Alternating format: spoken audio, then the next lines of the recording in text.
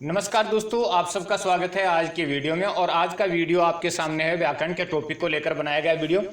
और इस में क्रिया से संबंधित हम पूरा विश्लेषण करेंगे।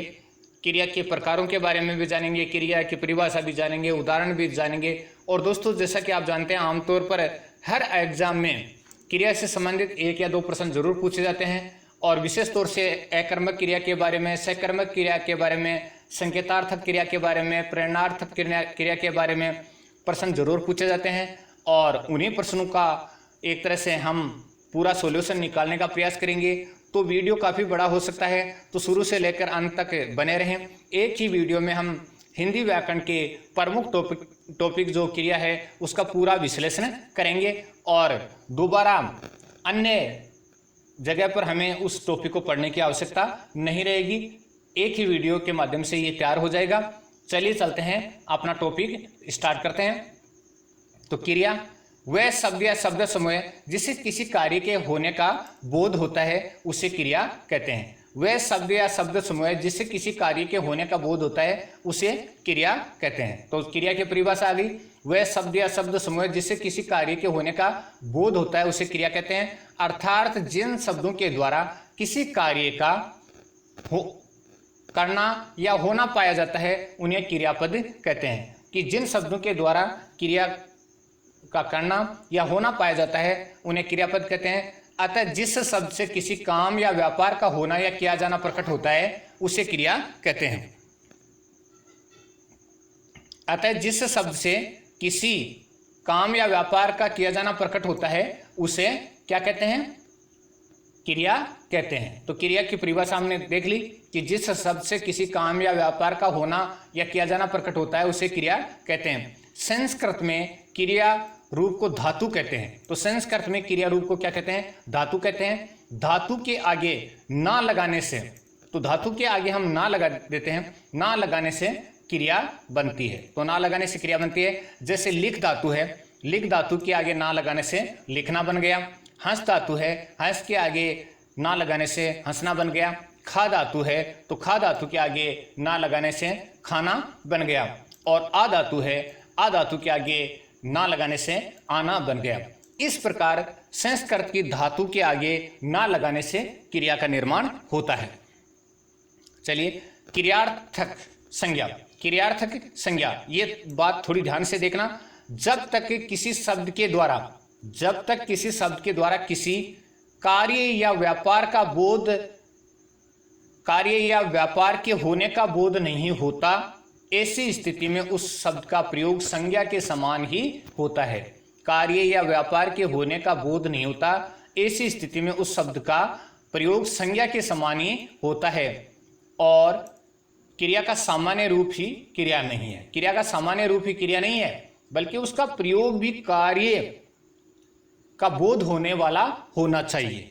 तो ये बहुत ही पहचान करने की वस्तु है कि हम पहचान तो करें, अन्यथा वो संज्ञा के रूप में प्रयोग हो सकता है। तो क्रियार्थक संज्ञा होगी, देखिए उदाहरण के रूप में, खेलना स्वास्थ्य के लिए लाभदायक है। तो खेलना है वो स्वास्थ्य के लिए लाभदायक है। या खेलना क्रियार्थक संज्ञा है जो भावात्मक संज्ञा के अंतर्गत आती है। तो क्रियार्थक संज्ञा है जो भावात्मक संज्ञा के अंतर्गत आती है। यहां पर कार्य होने का बोध नहीं हो रहा है, ये ध्यान में रखिएगा। चलिए, क्रिया के प्रकार। कर्म, अर्थ, प्रयोग एवं रचना के आधार पर क्रिया के कई भेद हैं। कर्म के आधार पर, अर्थ के आधार पर, प्रयोग एवं रचना के आधार पर क्रिया के कई भेद होते हैं। चलिए, कर्म एवं अर्थ के आधार पर, तो कर्म एवं अर्थ के आधार पर क्रिया के मुख्य रूप से 2 भेद किए जाते हैं। तो कर्म एवं अर्थ के आधार पर क्रिया के 2 भेद किए जाते हैं। चलिए, अकर्मक क्रिया, और ये अकर्मक और सकर्मक के प्रश्न सबसे ज्यादा पूछे जाते हैं परीक्षा में। अकर्मक, और दूसरी क्रिया है सकर्मक।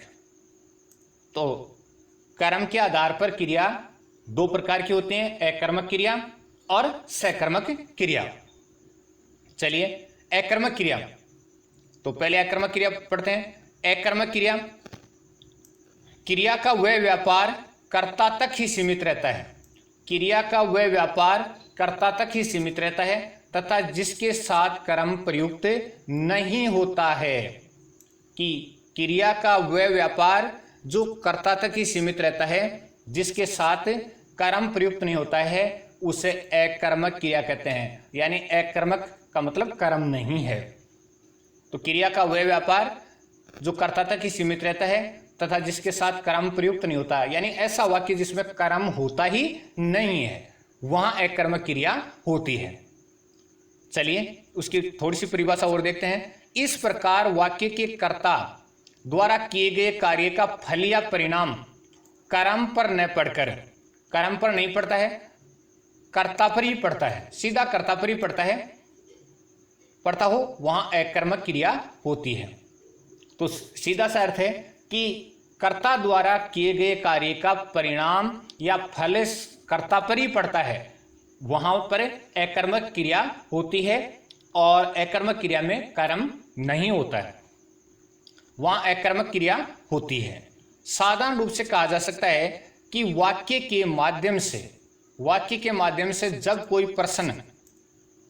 प्रश्न कर्ता प्रश्न करें और उत्तरदाता उत्तर तो देता है, लेकिन उत्तर से असंतुष्ट होकर प्रश्नकर्ता दोबारा क्यों, कब, कैसे, क्या, कौन, कहां आदि में प्रश्न करे, किंतु उत्तरदाता उत्तर न दे सके, वहां क्रिया अकर्मक हो सकती है। यानी इसमें यह है कि हम अगर कर्ता को अंगुली से दबा लेंगे और फिर उसको पढ़ेंगे तो हमारे सामने क्वेश्चन उभर आएगा, क्यों, क्या, कब, कैसे आदि प्रश्न हमारे सामने आ जाएंगे। तो वहां क्रिया क्या होती है, अकर्मक होती है। सोहन लिखता है। अब यहां पर सोहन को अगर हमने अंगुली से दबा लिया तो लिखता है, क्या लिखता है, क्यों लिखता है, कैसे लिखता है, ये आ जाता है। सीता हंस रही है, सीता हंस रही, क्यों हंस रही है, कैसे हंस रही है, ये आ गया। यहां पर अकर्मक क्रिया है। और ध्यान से देखिए यहां पर कर्म भी नहीं है। चलिए, राम सो रहा है, तो राम सो रहा है, तो राम को हमने जो अंगुली से दबा लिया तो सो रहा है। कहां सो रहा है, कब सो रहा है, किस जगह पर सो रहा है, क्यों सो रहा है, ये सवाल अपने सामने आएंगे।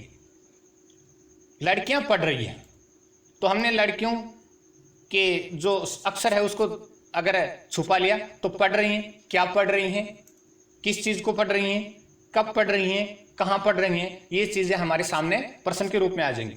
तो इसकी यही पहचान सबसे बड़ी है कि हम अगर कर्ता को अगर हाइड कर दें और फिर पढ़ें पूरे वाक्य को, तो हमारे सामने प्रश्न आ जाता है। अकर्मक क्रिया के भी दो भेद होते हैं। अकर्मक क्रिया के भी क्या होते हैं, दो भेद होते हैं। दोस्तों आप पूरा ध्यान से पढ़िएगा, बहुत ही शानदार वीडियो है।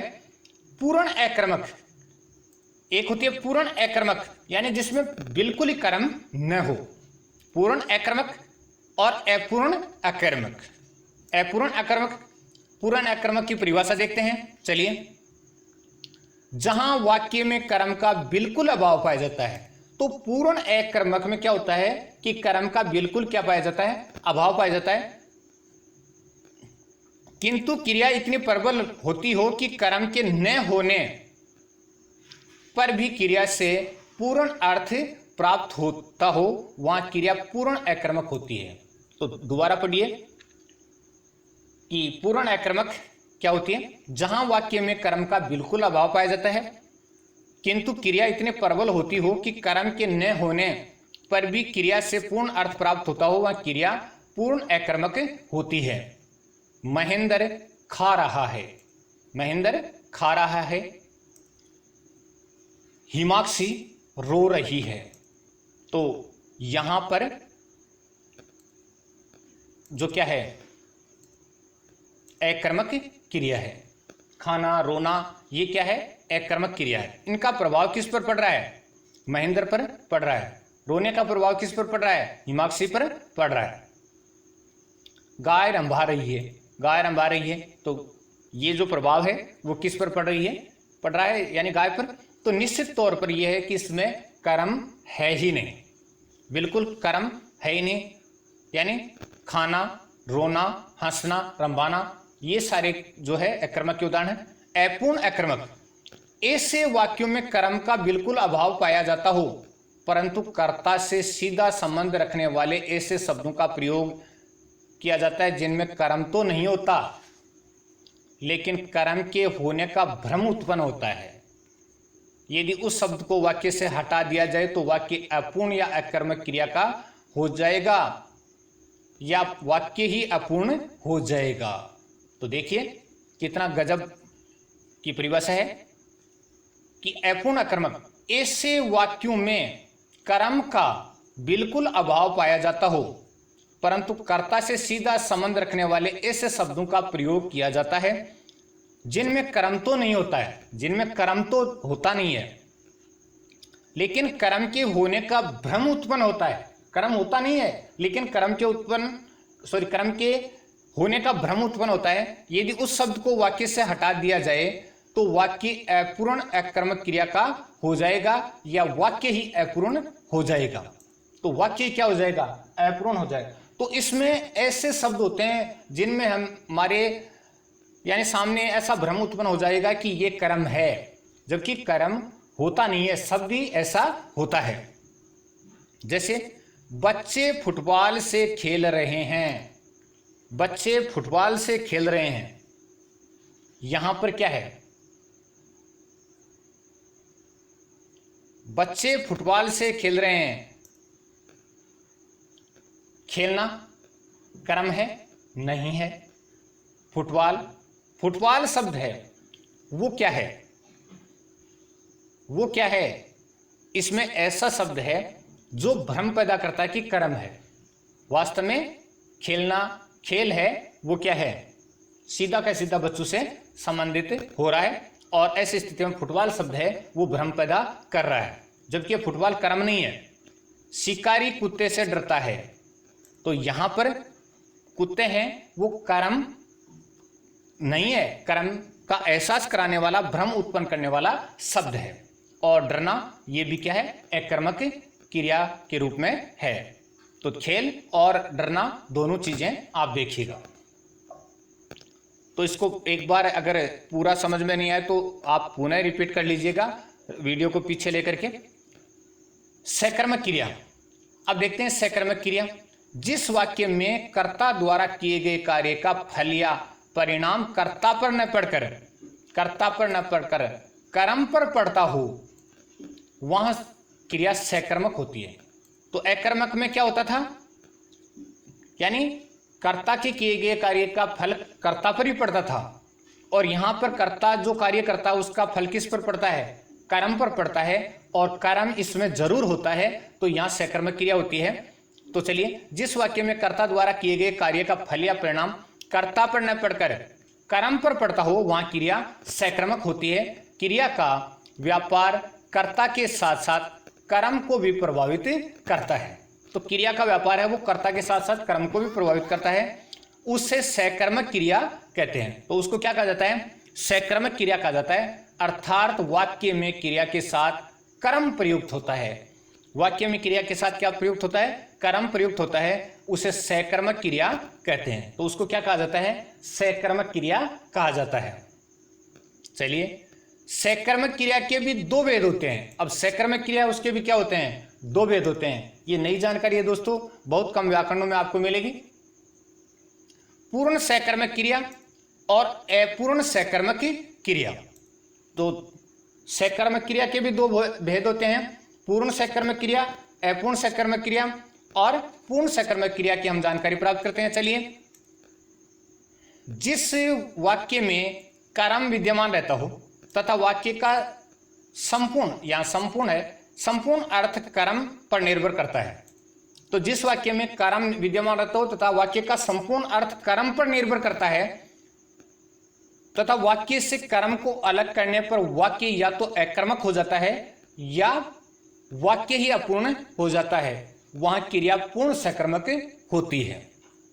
तो देखिए, पूरा पढ़ते हैं। जिस वाक्य में कर्म विद्यमान रहता हो तथा वाक्य का संपूर्ण, यह संपूर्ण शब्द अशुद्ध है, अर्थ कर्म पर ही निर्भर करता है तथा वाक्य से कर्म को अलग करने पर वाक्य या तो अकर्मक हो जाता है या वाक्य ही अपूर्ण हो जाता है, वहां क्रिया पूर्ण सकर्मक होती है। तो वहां क्रिया क्या होती है? पूर्ण सकर्मक होती है। जैसे सुरेंद्र आम खा रहा है, सुरेंद्र आम खा रहा है। यहां पर क्या है, यहां पर अर्थ आप देखिए, खाना क्रिया क्या है, अकर्मक हो सकती है, लेकिन यहां पर आम है वो कर्म है, और इसका प्रभाव यानी जो सीधा का सीधा किस पर पड़ रहा है, कर्म पर पड़ रहा है। यानी क्या खा रहा है, वो आम खा रहा है। जैसे हमने सुरेंद्र को अगर हाइड कर दिया, अंगुली से दबा लिया, तो आगे वाक्य बन रहा है आम खा रहा है। इसका मतलब क्यों, क्या, कब, कैसे का सवाल हमारे सामने नहीं आ रहा है। तो सुरेंद्र क्या कर रहा है, आम खा रहा है, यानी पूर्ण सकर्मक क्रिया है।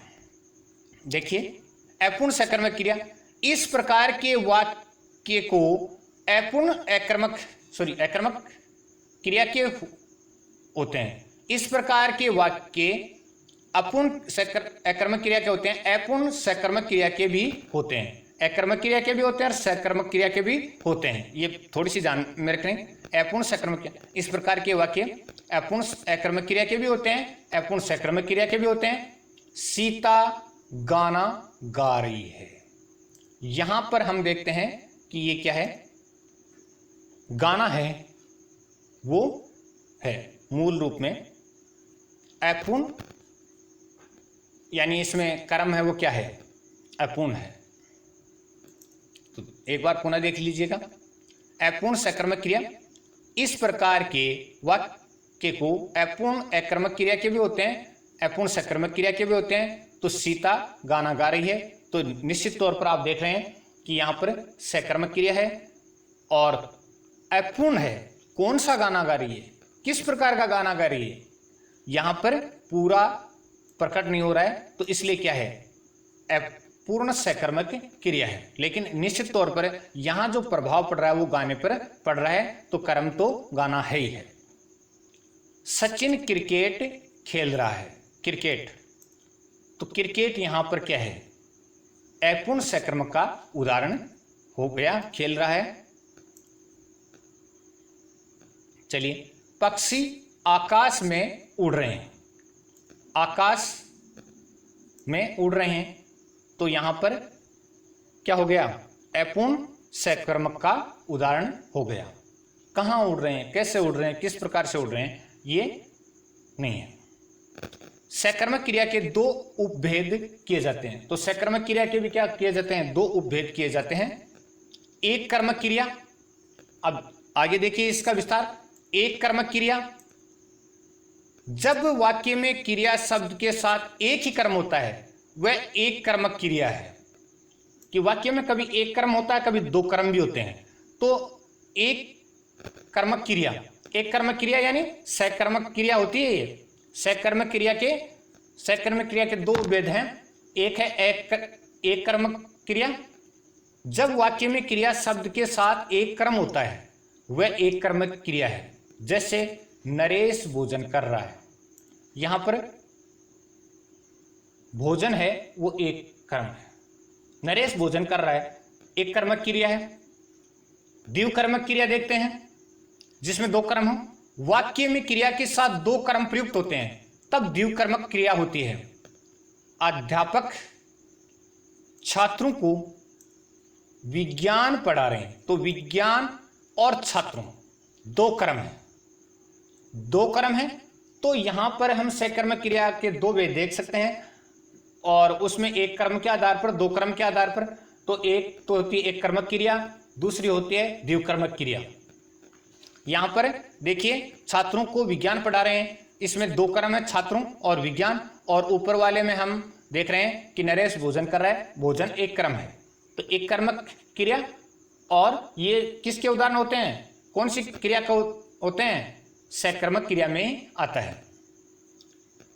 चलिए, वाक्य में क्रिया के साथ छात्रों और विज्ञान दो कर्म प्रयुक्त हुए हैं, अतः द्विकर्मिक क्रिया है। तो छात्रों और विज्ञान दो कर्म है, इसलिए द्विकर्मिक क्रिया है। प्रयोग एवं रचना के आधार पर क्रिया के भेद, तो प्रयोग के आधार पर और रचना के आधार पर क्रिया के भेद हम पढ़ते हैं। तो आगे बढ़ते हुए चलिए, वाक्य में क्रिया का प्रयोग कहाँ किया जा रहा है तथा किस रूप में किया जा रहा है, इसके आधार पर क्रिया के निम्नांकित भेद हैं यानी निम्न भेद हैं। तो वाक्य में क्रिया का प्रयोग कहाँ पर किया जा रहा है तथा किस रूप में किया जा रहा है, इसके आधार पर क्रिया के निम्नांकित भेद हैं। सामान्य क्रिया एक, और दूसरी है जब वाक्य में एक ही क्रिया का प्रयोग होता है उसे सामान्य क्रिया कहते हैं। यानी वाक्य में एक ही क्रिया का प्रयोग होता है उसको क्या कहते हैं, सामान्य क्रिया कहते हैं। जैसे राम जाता है, राम जाता है में सामान्य रूप से एक ही क्रिया है और इसलिए इसको सामान्य क्रिया कहा जाता है, यानी एक ही क्रिया है तो सामान्य क्रिया। मोहन खाता है, एक ही क्रिया है और इसलिए इसको सामान्य क्रिया कहते हैं। संयुक्त क्रिया, संयुक्त क्रिया देखिए, क्रिया का निर्माण दो या दो से अधिक धातुओं के संयोग से होता है, उसे संयुक्त क्रिया कहते हैं। तो क्रिया का निर्माण दो या दो से अधिक धातुओं के संयोग से होता है, उसे संयुक्त क्रिया कहते हैं। तो संयुक्त क्रिया देखिए, क्रिया का निर्माण दो या दो से अधिक धातुओं के संयोग से होता है, उसे संयुक्त क्रिया कहते हैं। चलिए देखते हैं, संयुक्त क्रिया में मिलने वाली क्रियाएं भिन्नार्थक होती हैं, यानी अलग अलग अर्थ वाली होती हैं। इस प्रकार की क्रिया जो दो या दो से अधिक क्रियाओं के योग से बनती है, कि इस प्रकार की क्रिया जो दो या दो से अधिक क्रियाओं के योग से बनती हो, इन क्रियाओं के प्रयोग से वाक्य के अर्थ में नवीनता, रोचकता उत्पन्न होती है, अतः इन्हें रंजक क्रिया भी कहते हैं। इनको क्या कहा जाता है, रंजक क्रिया भी कहते हैं। यानी दो या दो से अधिक धातुओं का मेल होता है और उनके कारण से इनको रंजक क्रिया भी कहते हैं, यानी नवीनता भी पैदा होती है, रोचकता भी पैदा होती है और वाक्य के अर्थ में नवीनता आती है, रोचकता आती है, तो इसलिए इसे रंजक क्रिया कहते हैं। ये क्रियाएं आरंभ, अवकाश, समाप्ति इच्छा, निरंतरता, अभ्यास, सत्यता तथा शक्ति प्रदर्शन आदि अर्थों में प्रयुक्त होती हैं। तो देखिए कहाँ कहाँ प्रयुक्त होती हैं, अवकाश आरंभ से संबंधित, अवकाश से संबंधित, समाप्ति इच्छा से संबंधित, निरंतरता से संबंधित, अभ्यास, सत्यता तथा शक्ति प्रदर्शन आदि अर्थों में प्रयुक्त होती है। जैसे राम खाना खा चुका होगा, देखिए राम खाना खा चुका होगा, यहां पर क्रिया है वो अलग अलग धातु से बनी हुई है। नीता पुस्तक पढ़ चुकी होगी, पढ़ चुकी होगी, खाना खा चुका होगा, यानी ये शब्द है और यहाँ पर ये है। तो यहाँ पर दोनों चीजें हैं, आप ध्यान से देखिएगा। पानी बरसने लगा, तो पानी है वो बरसने लगा, तो यहाँ पर दोनों देखिएगा। इस प्रकार से जो अलग अलग धातुओं से बनकर जो क्रिया बनती है, मैंने पुस्तक को पूरा पढ़ लिया है, पूरा पढ़ लिया है, पूरा पढ़ लिया है। राम प्रतिदिन स्कूल जाया करता है, तो स्कूल जाया करता है। यहां पर ये क्या है, क्रिया और एक धातु से नहीं, एक से अधिक धातु से बनी हुई क्रिया है, यानी एक से अधिक क्रियाएं जिसको कह सकते हैं। चलिए, सरिता घूमने जाया करती है, सरिता घूमने जाया करती है। परोपकारी गरीबों को दान दिया करते हैं, दान दिया करते हैं, तो दान दिया करते हैं। इन वाक्यों में क्रिया विभिन्न धातुओं के सहयोग से बनी है। तो ये जो हमने वाक्य पढ़े, इनमें क्रिया है वो विभिन्न धातुओं के सहयोग से बनी है, अतः ये उदाहरण संयुक्त क्रिया के हैं। संयुक्त क्रियाओं में प्रथम धातु मुख्य होते हुए भी गौण होती है। तो प्रथम धातु है वो मुख्य होते हुए भी क्या होती है, गौण होती है। तो संयुक्त क्रिया के उदाहरण है। संयुक्त क्रियाओं में प्रथम धातु मुख्य होते हुए भी गौण है। तो एक बार देखिए पुनः थोड़ा सा,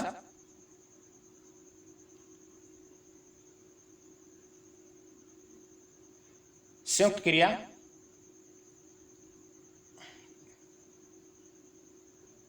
संयुक्त क्रिया, क्रिया का निर्माण दो या दो से अधिक धातुओं के संयोग से होता है, उसे संयुक्त क्रिया कहते हैं। संयुक्त क्रिया में मिलने वाली क्रियाएं भिन्नार्थक होती हैं। इस प्रकार की क्रिया जो दो या दो से अधिक क्रियाओं के योग से बनती है, इन क्रियाओं के प्रयोग से वाक्य में के अर्थ में नवीनता, रोचकता उत्पन्न होती है, अतः इन्हें रंजक क्रिया भी कहते हैं। और ये क्रियाएं आरंभ, अवकाश, समाप्ति, इच्छा, निरंतरता, अभ्यास, सत्यता तथा शक्ति प्रदर्शन आदि के अर्थों में प्रयुक्त होती है। जैसे राम खाना खा चुका होगा, खाना खा चुका होगा तो खा चुका होगा। नीता पुस्तक पढ़ चुकी होगी। पानी बरसने लगा, और यहां पर पुस्तक को पूरा पढ़ लिया है। स्कूल जाया करता है। सरिता घूमने जाया करती है। दान दिया करते हैं, परोपकारी गरीबों को दान दिया करते हैं, तो दान दिया करते हैं। इन वाक्यों में क्रिया विभिन्न धातुओं के सहयोग से बनी है, अतः ये उदाहरण संयुक्त क्रिया के हैं। संयुक्त क्रियाओं में प्रथम धातु मुख्य होते हुए भी गौण होती है, यानी मुख्य होते हुए भी क्या होती है, गौण होती है। प्रेरणार्थक क्रिया, अब देखिए प्रेरणार्थक क्रिया पर चर्चा करते हैं। तो प्रेरणार्थक क्रिया के बारे में जान करते हैं। कर्ता स्वयं कार्य न करके दूसरों को कार्य क्रिया करने के लिए प्रेरित करता है। यहाँ किया नहीं क्रिया है, प्रेरित करता है, वहां प्रेरणार्थक क्रिया होती है। तो कर्ता स्वयं कार्य न करके दूसरों को क्रिया करने के लिए प्रेरित करता है, वहां प्रेरणार्थक क्रिया होती है, प्रेरणार्थक क्रिया होती है। अर्थात इस प्रकार के वाक्य में जिनमें दो कर्ता होते हैं, तो यहां देखिए विशेष बात प्रेरणार्थक क्रिया की, कि कर्ता स्वयं कार्य न करके दूसरों को क्रिया करने के लिए प्रेरित करता है, वहां प्रेरणार्थक क्रिया होती है। अर्थात इस प्रकार के वाक्य जिनमें दो कर्ता होते हैं, एक प्रधानकर्ता और दूसरा सहायककर्ता। तो एक प्रधानकर्ता होता है और दूसरा सहायककर्ता होता है। तो दो काम करने वाले होते हैं, एक मुख्य काम करने वाला होता है और एक उसका क्या होता है, सहायक होता है। ऐसी स्थिति में जब प्रधानकर्ता स्वयं कोई क्रिया न करके सहायककर्ता से करवाता है, यानी सहायक से करवाता है या करने की प्रेरणा देता है, वहां प्रेरणार्थ क्रिया होती है।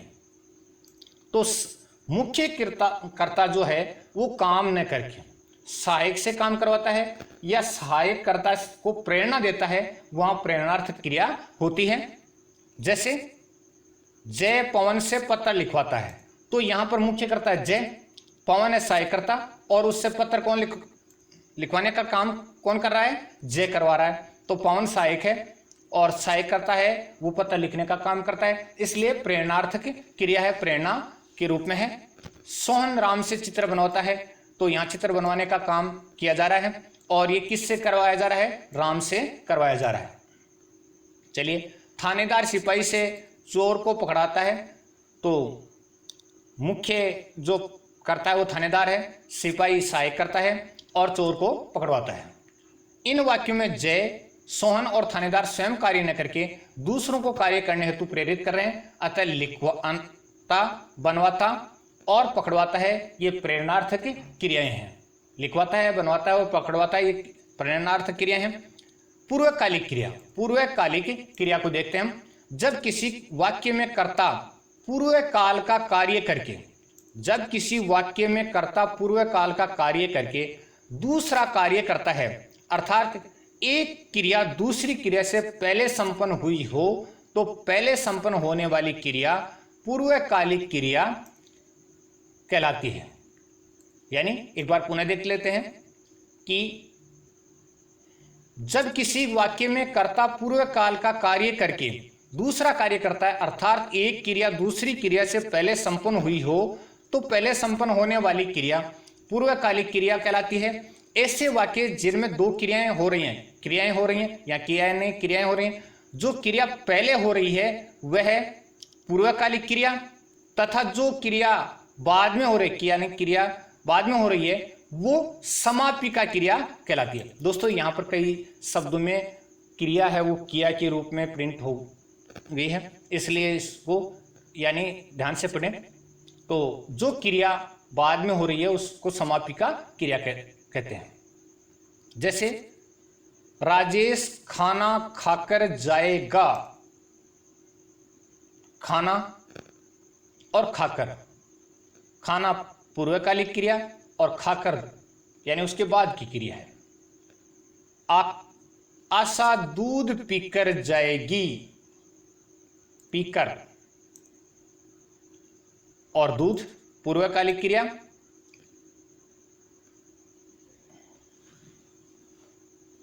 दिनेश पुस्तक पढ़ते ही सो गया,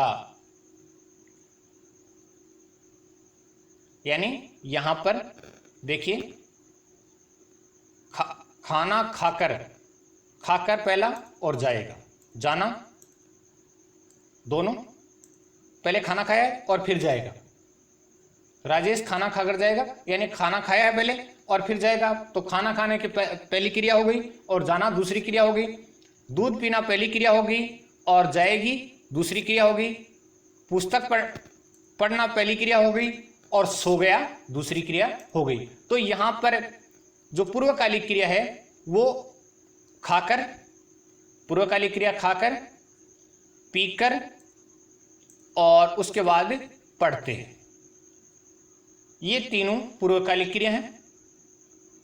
तात्कालिक क्रिया, इन वाक्यों में जाने से पहले खाने का कार्य, जाने से पहले पीने का कार्य तथा सोने से पहले पढ़ने का कार्य संपन्न हुआ है, अतः खाकर, पीकर एवं पढ़कर क्रिया पूर्वकालिक क्रिया है।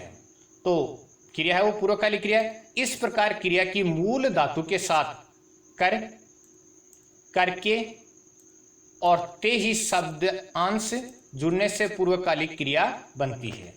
तो ये शब्दांश जुड़ते हैं तो पूर्वकालिक क्रिया बनती है। इसे तात्कालिक क्रिया भी कहा जाता है। तो दोस्तों यहाँ पर बहुत से शब्द हैं, उनमें क्रिया के में किया लिखा जा चुका है, तो माफी करें और इसको क्रिया ही पढ़ें। नाम धातु क्रिया, नाम धातु क्रिया संज्ञा, सर्वनाम व विशेषण शब्द को नाम कहा जाता है। तो देखिए संज्ञा, सर्वनाम व विशेषण शब्द को नाम कहा जाता है जब इन नामों का प्रयोग धातु के रूप में किया जाता है तो वे नाम धातु कहलाते हैं। तो संज्ञा, सर्वनाम और विशेषण को नाम कहा जाता है और इनका प्रयोग धातु के रूप में किया जाता है तो वे नाम धातु कहलाते हैं। जब इन नाम धातुओं का प्रयोग क्रिया के रूप में किया जाता है, क्रिया के रूप में किया जाता है तो नाम धातु क्रिया कहलाती है। ये नाम तो पूरा मिसप्रिंट हो गया, नाम धातु क्रिया कहलाती है, यानी नाम धातु क्रिया कहलाती है। नाम धातु क्रिया से निर्मित हो जाती तो उसे नाम धातु क्रिया की आवश्यकता ही नहीं रहती है। तो एक बार थोड़ा सा ब्रेक ले लेता हूं मैं।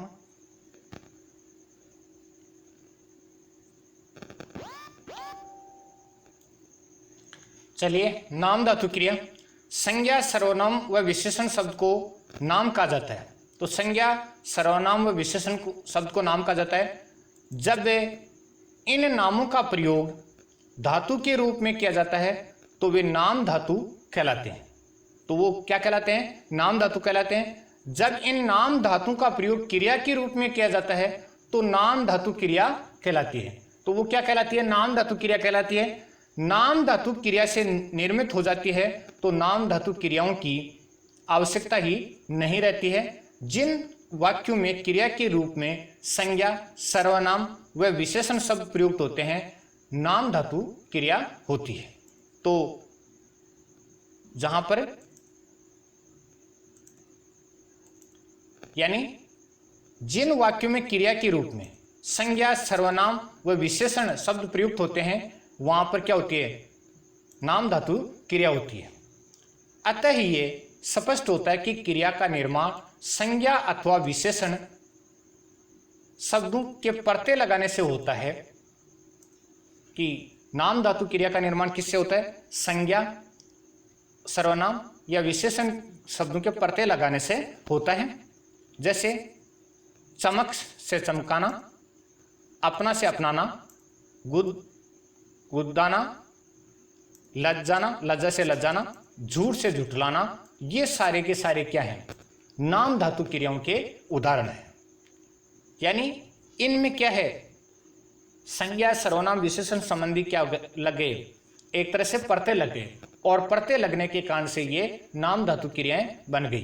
तो एक बार थोड़ा सा पुनः देख लीजिएगा, काफी जटिल है, आराम से देख लीजिएगा।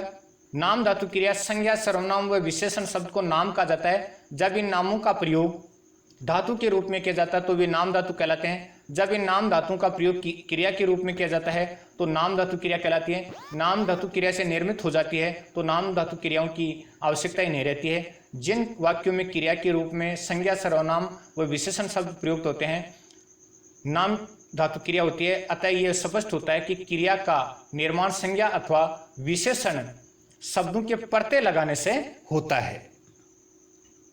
चलिए, चमकाना, अपनाना, गुदगुदाना, लजाना, झुठलाना इत्यादि। नेक्स्ट है सजातीय क्रिया। सजातीय क्रिया जहां कर्म तथा क्रिया दोनों एक ही धातु से बनकर एक साथ प्रयुक्त होते हों। जहां कर्म तथा क्रिया दोनों एक ही धातु से बनकर एक साथ प्रयुक्त होते हों वहां सजातीय क्रिया होती है। यानी सजातीय क्रिया होती है तो मतलब एक जाति की।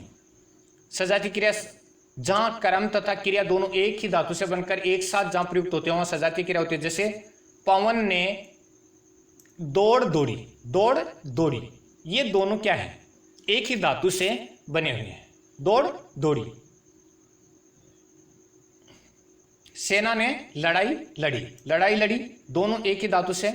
सुमन ने खेल खेला, तो एक ही धातु से जो यानी बने हुए हैं। और इसको देखिए सजातीय क्रिया कहते हैं जहां कर्म तथा क्रिया दोनों एक ही धातु से बनकर एक साथ प्रयुक्त होते हैं वहां सजातीय क्रिया होती है। तो ये सजातीय क्रिया दौड़ दौड़ी, सजातीय क्रिया लड़ाई लड़ी, सजातीय क्रिया खेल खेला, सजातीय क्रिया है। इन वाक्यों में लड़ाई लड़ी, खेल खेला और दौड़ दौड़ी इत्यादि सजातीय क्रियाओं के उदाहरण है। कृदंत क्रिया, अब देखिए कृदंत क्रिया, इस प्रकार के क्रियापद जो क्रिया शब्दों के साथ प्रत्यय लगने पर बनते हैं उन्हें कृदंत क्रियापद कहते हैं।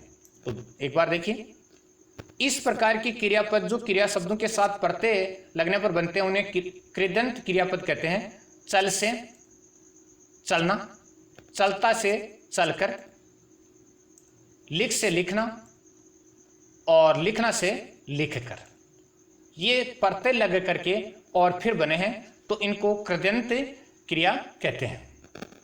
पुनः थोड़ा सा, कृदंत क्रिया इस प्रकार की क्रियापद जो किसी क्रिया शब्दों के साथ प्रत्यय लगने पर बनते हैं। क्रिया शब्दों के साथ प्रत्यय लगता है तब कृदंत क्रियापद कहते हैं। चल क्रिया थी और उससे प्रत्यय लगने पर बना चलना, चलता क्रिया है उससे प्रत्यय लगने पर चलकर, लिख क्रिया है से लिखना और लिखना से बना लिखकर इत्यादि। सहायक क्रिया, देखिए वाक्य में मूल क्रिया की सहायता करने वाले पद को सहायक क्रिया कहते हैं। तो मूल क्रिया की जो सहायता करते हैं उन पदों को क्या कहा जाता है? सहायक क्रिया कहते हैं। जैसे राम पढ़ता है, तो है क्या है? सहायक क्रिया है। राम ने अपनी पुस्तक बस्ते में रख दी है, तो राम ने अपनी पुस्तक इसमें रख दी है, बस्ते में रख दी है, तो दी है यहां पर क्या है? सहायक क्रिया है। तो राम पढ़ता है, यहां पर है सहायक क्रिया है, और राम ने अपनी पुस्तक बस्ते में रख दी है, यहां दी है सहायक क्रिया है। इन वाक्यों में है तथा दी है सहायक क्रिया है, तो दी है सहायक क्रियाएं हैं। चलिए, काल के अनुसार क्रिया के प्रकार। काल के अनुसार क्रिया के प्रकार, जिस काल में कोई क्रिया होती है उस काल के नाम के आधार पर क्रिया का भी नाम रख दिया जाता है। यानी जिस काल में क्रिया होती है उसी काल के आधार पर उसका नामकरण कर दिया जाता है। चलिए, काल के अनुसार क्रियाएं तीन प्रकार की होती हैं। तो काल भी कितने होते हैं? कितने होते हैं? तीन काल होते हैं, उनके उप काल भी होते हैं। तो वर्तमान काल, भूतकाल, भविष्य काल, और इनके उप भेद भी होते हैं। भूतकालिक क्रिया, क्रिया का वह रूप जिसके द्वारा बीते समय में कार्य के संपन्न होने का बोध होता हो। यानी भूतकालिक रूप, क्रिया का वह रूप जिससे बीते समय में कार्य होने का बोध होता है उसे भूतकालिक रूप कहते हैं। जैसे राम गया, यानी भूतकाल में हो गया ये। सोहन गया, ये भी भूतकाल रूप हो गया। वर्तमान कालिक क्रिया, क्रिया का वह रूप जिसके द्वारा वर्तमान समय में कार्य संपन्न होने का बोध होता हो, यानी वर्तमान समय में कार्य होने का बोध होता हो। सीमा गाना गा रही है, यानी लगातार कार्य चल रहा है वर्तमान में भी। अनीता खाना बना रही है, यानी वर्तमान काल का बोध करा रहा है। भविष्य कालिक क्रिया, क्रिया का वह रूप जिसके द्वारा आने वाले समय में कार्य संपन्न होने का बोध होता हो। कार्य संपन्न होने का बोध होता हो तो वह है, जैसे दिनेश कल सीकर जाएगा, यानी जाएगा, तो यहां पर भविष्य कालिक क्रिया है। महेश मंगलवार को आएगा, तो यह भविष्य कालिक क्रिया है। चलिए अर्थ के आधार पर क्रिया के भेद, अर्थ के आधार पर क्रिया के भेद देखते हैं। शब्द के उच्चारण से जिसकी प्रतीति होती है उसे अर्थ कहते हैं, कि शब्द के उच्चारण से जिसकी प्रतीति होती है उसे अर्थ कहते हैं। क्रिया का वह रूप जिससे उसकी नीति का बोध होता हो वह अर्थ है। क्रिया का वह रूप जिससे उसकी नीति का बोध होता हो वह अर्थ है। अर्थ से यह पता चलता है कि क्रिया द्वारा जो व्यक्त हो रहा है वह सामान्य अर्थ में या विशेष अर्थ की व्यंजना कर रहा है, यानी सामान्य अर्थ या विशेष अर्थ की व्यंजना कर रहा है। चलिए अर्थ के आधार पर, अर्थ, वृत्ति या क्रियार्थ के आधार पर क्रिया के 5 भेद होते हैं। कितने भेद होते हैं? 5 भेद होते हैं। निश्चयार्थक क्रिया, निश्चयार्थ क्रिया यानी जिसमें अर्थ निश्चित होता है। क्रिया के जिस रूप से क्रिया के व्यापार के निश्चय का बोध होता है, अर्थात निश्चित बात का बोध होता है, उसे निश्चयार्थ क्रिया कहते हैं। यानी निश्चयार्थ क्रिया में क्या है? क्रिया के जिस रूप से क्रिया के व्यापार के निश्चय का बोध होता है, अर्थात निश्चित बात का बोध होता है, उसे निश्चयार्थ कहते हैं। जैसे मोहन गया, निश्चित बात है, मैं ये पुस्तक पढ़ूंगा, यानी पूर्ण निश्चय है यहाँ पर, तो निश्चयार्थ क्रिया है। विदेश नहीं गया है, विदेश नहीं गया है, निश्चित है। आज्ञार्थक क्रिया यानी क्रिया का वह रूप जिसमें उसके व्यापार से आज्ञा, उपदेश, निषेध आदि का, यानी क्रिया का वह रूप जिससे उसके व्यापार से आज्ञा, उपदेश, निषेध आदि का बोध होता है उसे आज्ञार्थ कहते हैं, आज्ञार्थ क्रिया कहते हैं। जैसे सोहन जाओ, तुम सीखो, यानी सोहन जाओ आज्ञार्थक है, तुम सीखो आज्ञार्थक है। रमेश तुम मत जाओ आओ, यानी रमेश तुम मत जाओ, यहाँ भी आज्ञार्थक है। संदेहार्थ क्रिया, संदेहार्थ क्रिया यानी संदेह जिसमें थोड़ा हो, क्रिया के जिस रूप से उसके व्यापार का संदेह व्यक्त होता है, क्रिया के जिस रूप से उसके व्यापार का संदेह व्यक्त होता है उसे संदेहार्थ कहते हैं। जैसे संदेहार्थ क्रिया देखिए, दिनेश आता होगा, यानी यहाँ संदेह है, आता होगा, आ रहा है या नहीं आ रहा है, यानी थोड़ा सा संदेह है, कंफ्यूज है।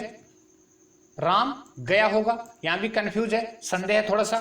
सविता खेल रही होगी, यहाँ भी क्या है, थोड़ा सा संदेह है, तो संदेहार्थ क्रिया कहते हैं। संभावनार्थ क्रिया, संभावनार्थ क्रिया क्रिया के व्यापार में किसी संभावना का बोध होता है, तो क्रिया के व्यापार में किसी संभावना का बोध होता है, उसे क्या कहते हैं? संभावनार्थ क्रिया कहते हैं।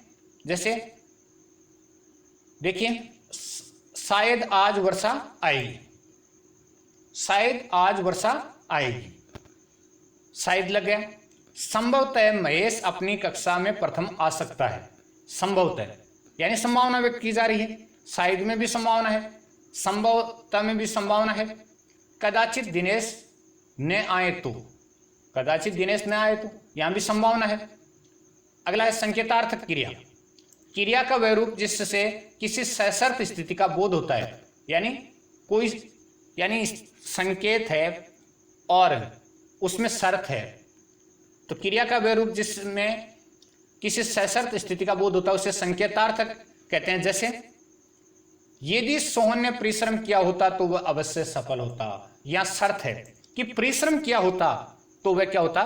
सफल होता। ये जो पार्ट है वो जरूर याद रखें कि यहाँ पर संकेतार्थक है, यानी संकेतार्थक तो है लेकिन सशर्त स्थिति है, यानी स्थिति में शर्त लगाई गई है कि वह पढ़ता तो या परिश्रम करता तो अवश्य सफल होता।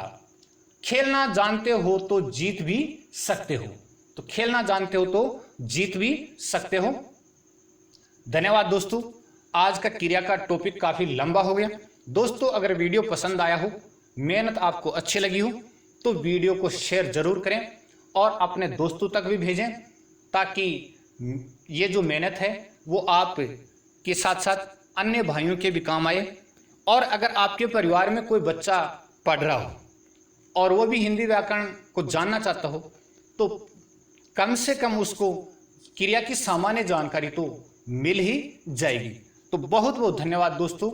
वीडियो को शेयर जरूर करें, अधिकाधिक शेयर करें। हर बच्चे तक ये वीडियो पहुंचना चाहिए। काफ़ी मेहनत से बनाया गया वीडियो है। कुछ थोड़ी सी किया और क्रिया जैसे शब्द में त्रुटि हैं, उसको आप क्रिया ही पढ़ें। बहुत बहुत धन्यवाद, आपका बहुत बहुत आभार। शुभ रात्रि दोस्तों।